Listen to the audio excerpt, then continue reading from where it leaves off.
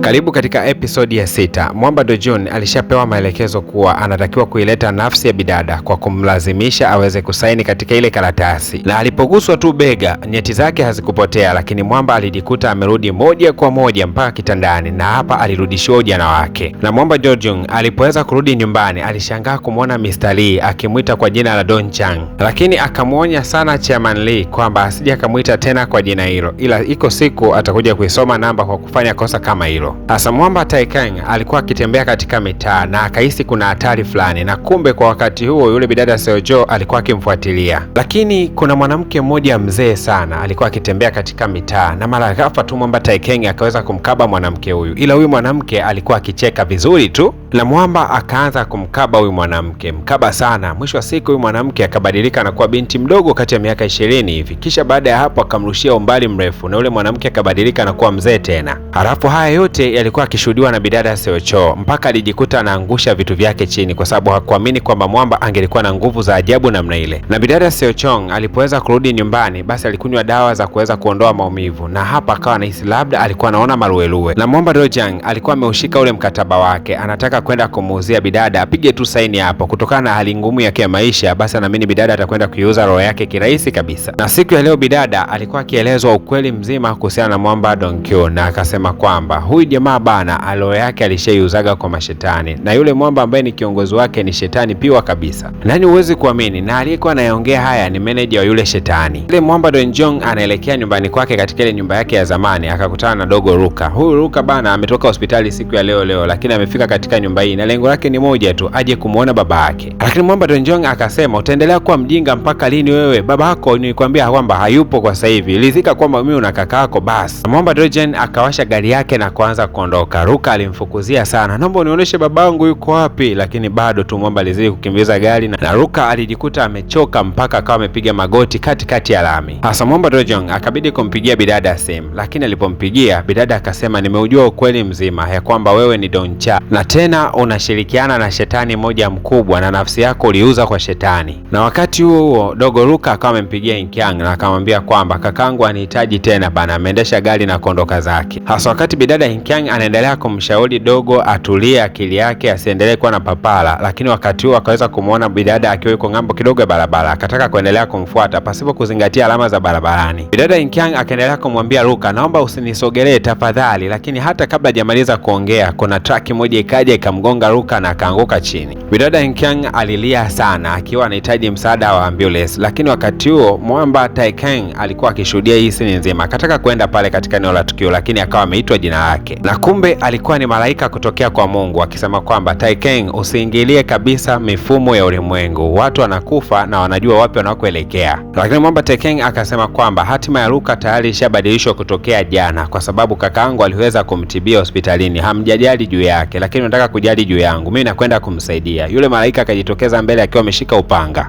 na huyu malaika moja kwa moja akataka kwenda kumkata Mwamba Taikang, lakini akajitokeza baba yake mzazi na akaweza kuzuia ule upanga. Na huyu malaika akasema, kwa kuweza kumzuia Taikang, maana yake hata wewe unakopo ni muasi, uko tayari katika hilo? Na huyu malaika akasema, tumekuja rasmi kabisa kumwondoa Mwamba Taikang kwa yale yote ambayo anayafanya, anatakiwa kusambaratishwa kabisa. Lakini Mwamba Taikang akatoa upanga wake wa kishetani na akaanza kushambuliana na wale malaika, na mara ghafla wale malaika wakaweza kutoweka. Na lakini wakati Mwamba Taikang anaendelea kutembea, yule malaika mmoja akajitokeza na kutaka kumkata na upanga. Akarusha upanga wa kwanza ukampata Mwamba katika mgongo, kama akimkata kama mara 3 tu jamaa atatoweka kabisa katika dunia, lakini baba mtu akaenda kuingilia kati, na Mwamba Taikang moja kwa moja akaelekea mpaka pale katika eneo la Ruka. Alipofika pale na Mwamba Dojong alikuwa tayari ameshafika eneo la tukio, jamaa analalamika tu, mwanangu unaendeleaje? Lakini Mwamba Dojong alikuja kugundua kwamba Ruka tayari alikuwa amekata moto, yani amepoteza maisha. Akamtazama Taikang akasema, angalia sasa unafanya kinyume kabisa na makubaliano. Lakini Mwamba Taikang akasema, hayo yote ni mapenzi ya Mungu. Lakini Mwamba Dojong akazidi kusema kwamba, hivi kwa nini unanifanyia masiala mimi? Akawa anamfuata Mwamba Taikang, lakini Taikang akanyanyua mkono wake akamsukumiza jamaa mbali sana. Alafu alafu akaanza kufoka akisema kwamba hivi, unajua mimi ndio nimebakia kuwa msaada wako wa karibu kwa sasa hivi, alafu unaniletea masihala, si ndio? Lakini Mwamba Ekeng akachukua ule mkataba akaenda kumsii jamaa, naomba umponye mwanangu, mrudishie maisha yake tafadhali. Lakini jamaa akasema unatakiwa kuhakikisha kwamba bidada anakula saini katika huo mkataba. Basi Mwamba moja kwa moja akamfuata bidada akasema, naomba usaini hapa ili maisha ya mdogo wangu yaweze kurudi tena tafadhali sana. Na Mwamba akasema utaishi hata miaka 10 angalau, msaidie basi hata mwanangu aweze kuwa hai. Basi bidada alimtazama Mwamba namna alivyokuwa analia, akachukua peni akasaini pale. Na mara baada ya bidada kuweza kusaini, ghafla tu Luka akaonekana kutikisa vidole, yani uhai wake uliweza kurudi. Na hapo Mwamba Luka akatoweka, akajikuta ametokea katika eneo la hospitali, akaendelea kutembea pale. Madaktari wakasema wanashangaa kuona damu zimemtapakaa mwilini, lakini hana mshipa hata mmoja wala hana jeraha hata moja. Naye bidada Ekeng alikuwa anatembea kwa mawazo sana. Sasa huku upande wa pili Mwamba Dojong anapongezwa sana na Mwamba Ekeng, akisema kwamba ongera sana kwa kumsainisha bidada katika mkataba.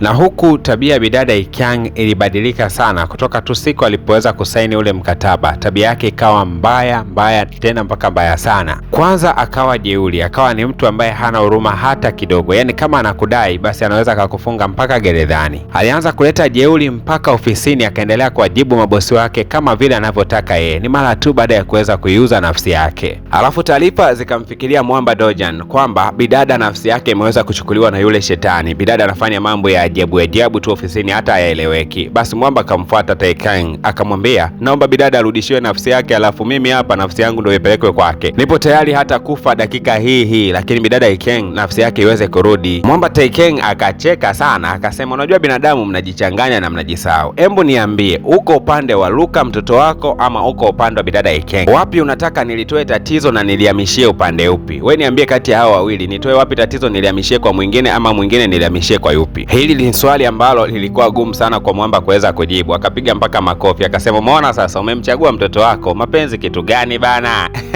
Huku nyumbani bidada Ekeng mambo anayefanya tafrani. Sasa Luka leo alifika hapa akakuta bidada anatupa mpaka gitaa, akabaki anashangaa, wewe mbona umebadilika sana hivyo? Lakini bidada alisema kitu kimoja tu, je, unaamini katika miujiza? Mwamba Luka akaondoka pale na moja kwa moja akamfuata Mwamba Dojong. Na Dojong alimwambia wazi kabisa kwamba babako alikuja kipindi ambacho ulikuwa umepata ajali na akabadilishana nafsi ya mwanadada Ekeng pamoja na nafsi yako. Kwa hiyo wewe umekuwa hai kwa sababu ya bidada Ekeng na aliyesababisha hilo jambo ni babako mzazi. Basi Mwamba Luka akajikuta mpaka anatiririka machozi. Yeye alichosema ni kwamba asante, lakini baba mtu hakuelewa kwa nini mwanae anasema asante. Kumbe huyu mtoto anajua kabisa kwamba huyu ni babake, ila babake anazuga tu. Alafu Luka alimwambia babake, samahani sana, naomba unisamee. Babake hakuelewa kwa nini mtoto wake anaomba huo samaha. Basi moja kwa moja Mwamba Luka akaelekea kwa Ekeng na akamwambia, naomba uchukue nafsi yangu kisha umpatie babangu maisha pamoja na Ekeng, tafadhali sana. Lakini Ekeng akasema, yaani mtoto mdogo akijiamini ni utopolo mkubwa. Lakini Mwamba akapiga magoti akasema, mimi ni kweli niko tayari, nahitaji babangu na Ekeng waweze kuishi vizuri kabisa. Lakini Mwamba Ekeng akasema, yaani wewe ulivyo msumbufu kama babako vile vile inaonekana umelisi usumbufu wake, sio akili, si ndio? Asa leo nyumbani kwa Mwamba Dojong kulikuwa kuna ugeni ambao yeye mwenyewe hakutegemea na wala hakualika. Alikuwa ni kama malaika ama mtu fulani hivyo ajabu. Alikuja na barua ambayo imeandikwa siku 10 zimebakia za wewe kuweza kuishi hapa duniani. Sasa yeye akazani kwamba aliyekuja pale ni mfuasi wa Mwamba Ekeng, akamfuata. Lakini Ekeng akasema huyo ni Grim Reaper, mtu ambaye anawajibika kutoa nafsi za wanadamu. Yeye huyo sasa ndo kazi yake rasmi. Kwa mimi sina cha kufanya kwake. Na hata hivyo baba, umekula chumvi, umesahau kwamba una miaka zaidi ya 70 sasa hivi. Au wako kamuonekano ka ukijana ndo kanakudanganya kwamba eti wewe ni kijana. Wewe sio kijana hata kidogo, ni babu kikongwe. Alafu huyo aliyekuletea barua hiyo ni barua moja kwa moja kutoka mbinguni, na hiyo unatakiwa kweli kutembea. Yani hiyo ikigongwa hodi hiyo hainaga kurudi nyuma, yani hiyo lazima utembee.